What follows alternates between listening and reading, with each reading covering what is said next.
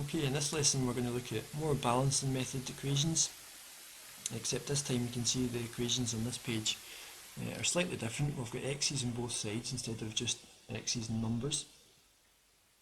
So the same rules apply really. What we're trying to do is we're trying to get all the x's on one side and all the numbers on the other, so as we can divide at the end to solve. So I don't really want that x there, because I really want just numbers left on this side, so I can take that away. But remember, whatever I do to one side, in the picture in the diagram here, if I took away the x from that side, the scales will go way down. So I need to do the same to the other side. So I'll take away an x from that side to keep it balanced. So 3x take away x, that's going to leave me with 2x. And if you do x take away x, you get nothing. And that was what I was trying to achieve. I just want the 6 on its own. And at that point, we can divide by 2. I don't mind if you put a wee divide by 2, and divide by 2. And you get x equals 3. 2 times 3 is 6. Now in this equation, the same idea applies. We're trying to get all the x's on one side and numbers on the other. But I've got a takeaway x on this side here. So in order to get rid of that takeaway x and leave the 6 alone, I really want to do the opposite of takeaway, so add. So add x to that side.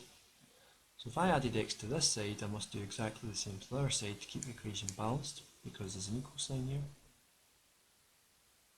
And we're going to end up with the same thing. We're going to have x and x, which gives 2x, and x take away x, or negative x plus x, that just cancels each other out, and you've got a 6. So divide both sides by 2, and you'll see that x is 3 again. And write it this way around, x is 3.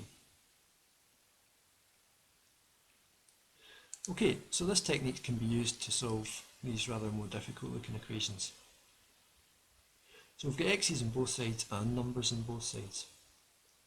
Now there's two ways to do these equations. I'm going to show you both.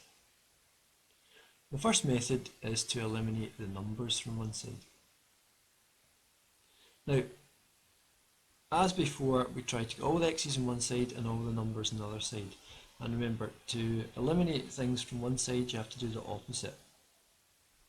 So here, I'm going to get rid of that plus 2 first, to leave me with just the x's on this side, so I need to take it away. So I've taken away 2 from the number 2, but I also have to take away 2 from the 6 here. Imagine the 6 ones, I would take 2 of them away, if I take these 2 away.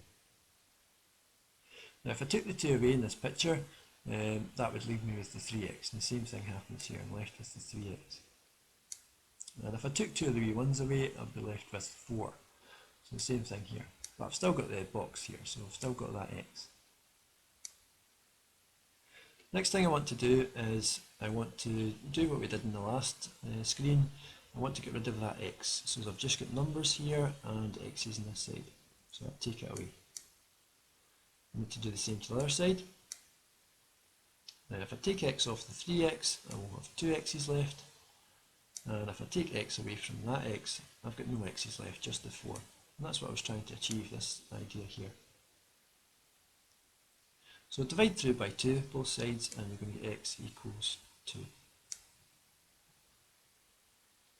Now looking over here, there's another way to do it.